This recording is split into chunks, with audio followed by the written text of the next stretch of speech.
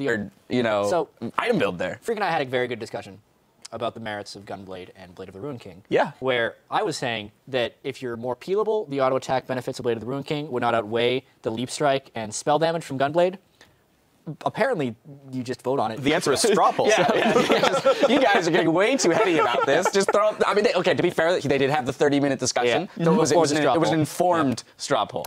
All right, let's get into the game, though. It was a really good game. It was a very good game. It was a lot of back and forth. There was some solid play from both teams. I have to wonder, as Kobe was kind of touching on there at the end, where Coast goes from here. Like, what do they learn from this game and the loss? I mean, it felt like a matter of cleanup because the first 30 minutes was played about as you expect, right? We break down the game. Okay, they have a better early game team. Their lanes were typically winning. Man, Impaler and Jess's, that partnership was awesome. They pushed down a couple of kills. They invaded the jungle together. They picked out Porpoise Pops a couple times together. All this control, 4 dragons uncontested. Great. Okay, then you got picked off once or twice. Then you started misplaying the team fights when it came down to your 2 chances to win the game. It's you clean up the moments where it's like, well, don't screw that fight up. Yeah, I thought it was first off, I think Coast will be fine.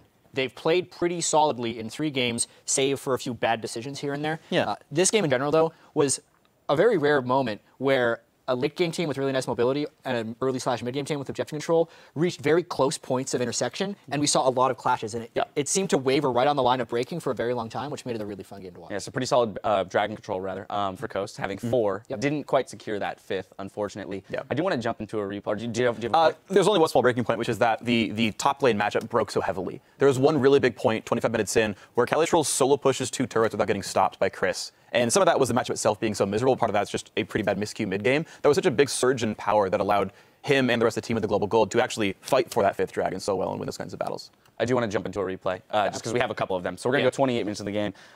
We see Maple Street pick up a double kill in the Baron, and the Baron seemed to be a source of a lot of the chaos in this game for both teams. Yeah, or for Coast in general, unfortunately. Yeah, that's true, across their other games as well. Yeah, this was a breaking point in the game, though. We can just jump right into the clip because at this point we knew it's a mid-game team that is trying to secure a victory earlier on. And Maple Street, it's great to see it from his point of view because I want to touch on how he didn't have any hesitation with this. It's not like he smoke bombed first or wavered in. He saw a person, he's like, I'm ulting. They're probably a Baron because he knew there weren't going to be many people there.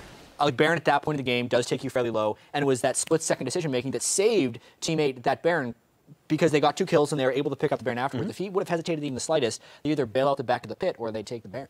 And it's really funny, too, because the exact same call was made for Baron number 2, and it backfired miserably, where he's like, well, we don't see all of them, we don't know how low Baron is, but we got to try, even though I'm the only guy there. And that's what happens when you Let's do it. We got that replay, so let's jump into that one. Let's put it right there. And this is what's so clever about League of Legends is you have so many partially informed decisions. We could roll the clip out right here, and you just take a gamble. Sometimes right, sometimes not. Right here, what they really should have tried to do is kite left. They've got Jarvan and Cassian coming in just to left, just at blue buff right now. The problem is they get caught, and they run away towards Ahri, towards Jesse, who comes in here and eviscerates everybody. And look, there's the backup. Right there on the screen, there's the backup they could have tried to run to. The gamble of stopping Baron, of course, is going to be tricky no matter what.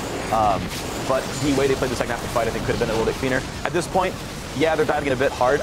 There's a bit of the suicide syndrome, like, oh, we already invested 3 lives into it, we have to keep going. Yeah, the weird thing is I've seen so many fights where you give up 2 kills and stop Baron. This is just nice by Jester. Like, this is just awesome.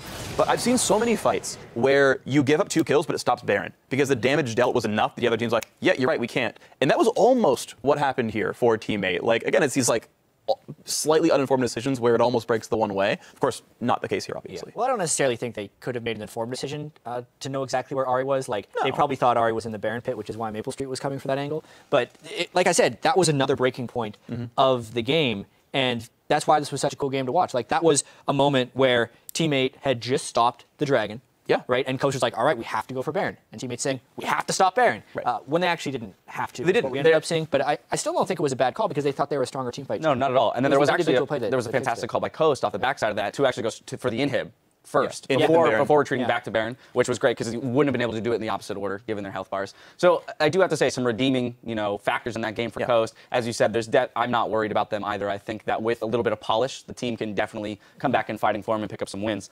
We do have to take a quick break, but don't go anywhere because up next, Cloud9 will look for a win against the undefeated Team Liquid. You're watching the LCS.